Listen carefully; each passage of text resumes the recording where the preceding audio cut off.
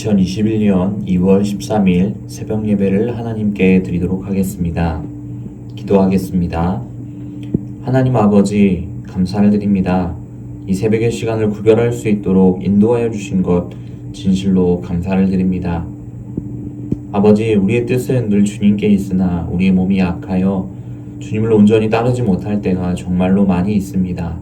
우리를 용서하여 주시고 긍휼히 여겨 주셔서 하나님께서 베풀어 주시는 놀라운 은혜와 자비를 행할 수 있는 사람으로 변화시켜 주시옵소서. 이 새벽의 시간에도 나의 만족과 유익만을 위하여 구하는 것이 아니라 하나님 나라를 위하여 구하길 소망합니다. 주님께서 우리에게 주신 그 지혜대로, 각양의 은사대로 주님께 구할 수 있도록 도와주시고 하나님께서 이루게 하실 하나님의 나라를 꿈꾸며 기도할 수 있는 시간이 되게 하여 주시옵소서. 예수님 이름으로 기도합니다. 아멘.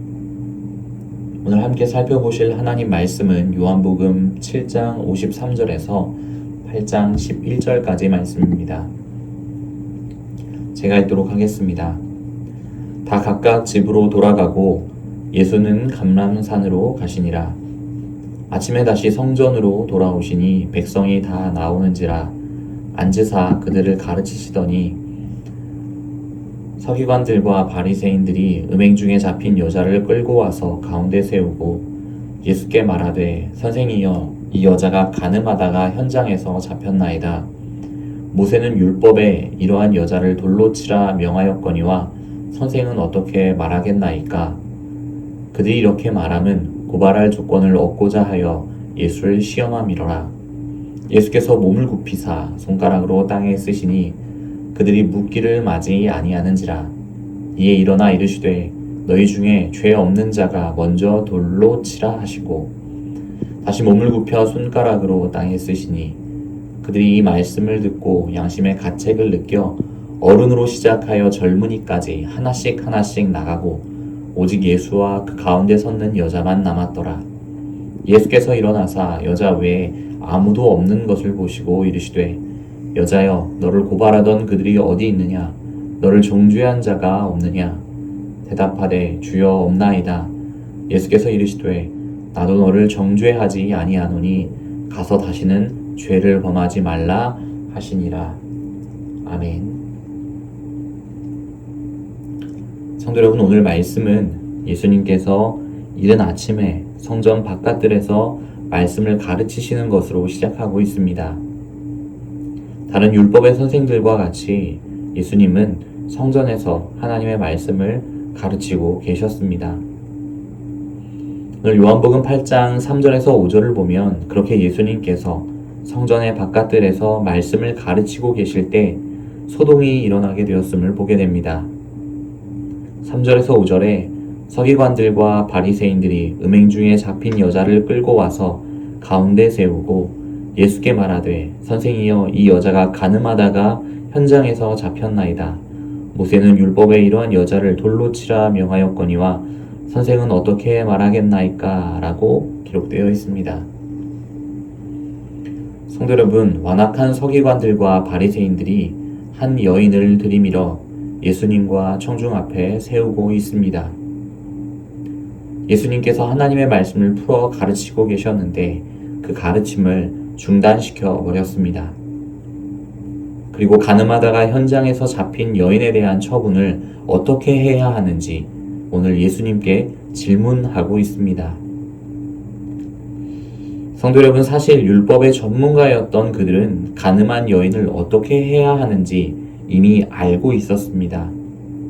예수님께 그렇게 질문했던 것은 어떻게 해야 하는지에 대하여 궁금함으로 인하여 질문한 것이 아니었습니다. 예수님께서 어떻게 대답하시는지에만 관심이 있었다라는 것입니다. 어떻게 예수님께서 대답하시든 그것을 빌미로 예수님의 권위를 실추시키고 곤란하게 할 목적으로 질문하였던 것입니다. 6절을 살펴보면 그들이 이렇게 말함은 고발할 조건을 얻고자 하여 예수를 시험함이러라 라고 기록하고 있습니다. 서기관과 바리새인들이 그들을 가르친 스승의 권위로 말씀을 가르치고 있었습니다. 그에 대해 예수님은 하늘 아버지로부터 온 권위로서 가르치신다고 말씀해 오셨습니다. 예수님은 그의 모든 행동과 가르침이 하나님 아버지의 뜻이라고 선포해 오셨지요. 서기관들과 바리새인들의 입장에서 어떻게 대답하든지 빠져나갈 수 없는 함정을 만들어 예수님을 빠뜨리려고 했습니다. 이유는 하나님을 아버지라 부르고 있었던 예수님이 못마땅했기 때문이었지요. 그리고 그들이 만든 함정은 너무도 공교해서 예수님이 도무지 빠져나갈 수 없을 것처럼 보입니다. 왜냐하면 율법에서 간음하는 사람들을 정죄하여 공공연히 돌로 치게 하고 있었고, 당시 로마의 법령에서는 정부의 허락 없이 유대인들이 그들의 판단으로 여자를 돌로 칠 수 없게 되어 있었습니다. 즉, 모순되고 있는 율법과 로마의 법령 사이에서 어떻게 대답하든지 간에 예수님을 곤란하게 만들고 싶었던 것입니다. 만일 예수님께서 하나님의 율법을 존중하려 하면 로마 정부의 진노를 자초하여 곤란해 줄 수밖에 없을 것이고, 로마의 법령을 따르고자 하면 그들은 하나님의 율법을 무시하는 행위라며 예수님을 참소했을 것이 분명합니다.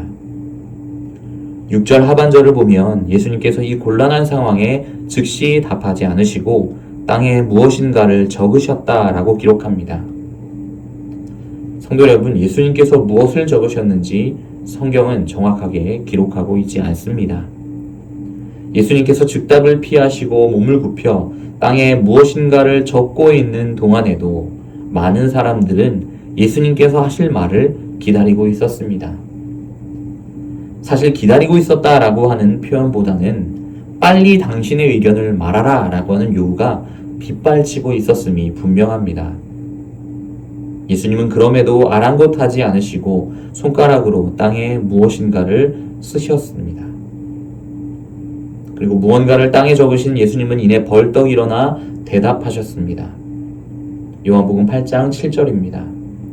그들이 묻기를 마지 아니하는지라 이에 일어나 이르시되 너희 중에 죄 없는 자가 먼저 돌로 치라 하시고 다시 몸을 굽혀 손가락으로 땅에 쓰시니 라고 기록되어 있습니다.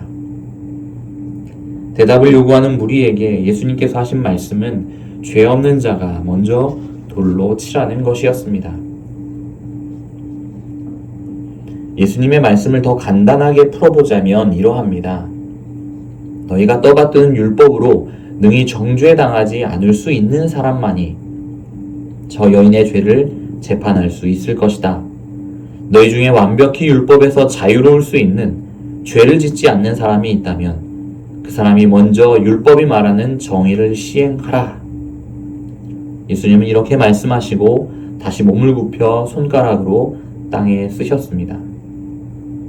그러자 나이가 많은 사람들로부터 젊은 사람들까지 하나 둘씩 다 자리를 떠나갔고 오직 예수님과 여자만 남게 되었습니다. 이유는 율법에서 자유로울 수 있는 사람이 그 누구도 없었기 때문이지요. 이렇듯 정죄할 자격이 없는 불의한 재판관들은 모두 다 떠나가 버렸고 의의 재판장이시며 최고의 재판장이신 예수님은 여인을 정죄하지 않으셨습니다. 그리고 여인을 향하여 다시는 죄를 범하지 말라고 당부하셨습니다.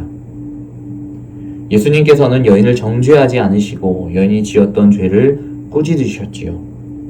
다시는 그러한 죄가 반복되지 않게 하라고 예수님께서 말씀하셨습니다. 예수님의 이 말씀을 통해 여인은 자유를 얻게 되었습니다. 심판당해야 하나 죄책에서 자유로울 상황이 되어버렸을 뿐만 아니라 죄로부터의 자유함을 선언받게 된 것입니다. 사랑하는 성로교회 성도 여러분, 정죄하기 위해 왔던 사람들은 예수님의 말씀을 듣고 떠나버렸습니다. 우리가 말씀을 통해 기억하기를 원하는 것은 종교적으로 모범적이라고 생각했던 서기관과 바리새인들조차도 죄에서 자유롭지 않았다는 사실입니다.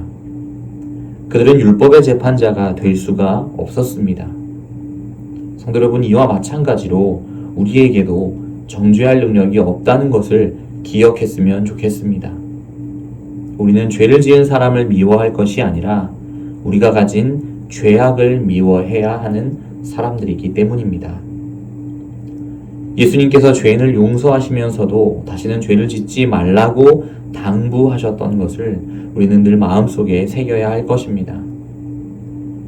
그리고 그 예수님의 질책을 받았던, 예수님께서 죄를 짓지 말라고 당부하셨던 그 대상이 우리였다라는 것을 기억해야 할 것입니다. 예수님을 통해 죄에서 자유를 누린 여인처럼 우리 또한 죄인이라는 사실은 변하지 않으나 예수님을 통해 죄로부터 자유를 누리게 되었음을 기억하십시오. 우리 주님께서 오늘 말씀하신 바와 같이 율법과 죄에서 자유로운 자는 아무도 없지만 오직 예수 그리스도의 은혜로 말미암아 우리가 죄에서 자유를 누리게 되었습니다. 이 사실을 기억하고 의로우신 재판장이신 예수님께서 우리의 죄를 사하여 주셨다라는 사실을 기억하고 주께 감사하는 모든 성도들이 되시기를 간절히 축원합니다. 아멘. 시간에 함께 기도하겠습니다. 자비와 은혜가 풍성하신 하나님 아버지, 진실로 감사를 드립니다. 우리는 우리 눈에 들보는 보지 못하고 남의 눈에 있는 티만 보는 정말로 완악한 죄인들입니다. 하나님 아버지, 우리에게도 예수님과 같이 죄인을 미워하는 것이 아니라 죄를 미워하는 지혜가 있기를 소망합니다. 우리가 이미 엄청나게 많은 달란트를 탕감받은 죄인임을 기억하면서 우리 또한 우리에게 죄를 지었던 이웃을 용서할 수 있는 마음들을 허락하여 주시옵소서. 더불어 우리가 해결할 수 없는 죄의 문제를, 율법의 요구를 우리 예수님께서 해결하여 주심으로 말미암아 우리가 참 자유자가 되었음을 기억하고 오직 우리 예수님께 감사할 수 있는 우리 모든 소문로교회 성도들이 되게 하여 주시옵소서. 하나님 아버지, 이 시간 특별하게 기도하옵기는 아버지, 명절을 맞이하여 오가는 모든 성도들의 그 발걸음을 주님께서 인도하여 주시고 아무 사고 없이 인도하여 주시옵기를 원합니다.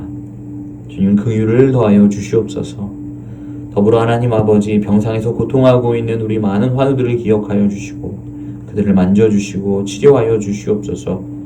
병으로 인하여 쇠약하여지는 것이 아니라 병으로 인하여 우리의 생명의 주관자 되신 우리 하나님을 더욱 붙드는 은혜가 우리 모든 환우들에게 있게 하여 주시옵소서. 모든 말씀 예수님의 이름으로 기도합니다. 아멘.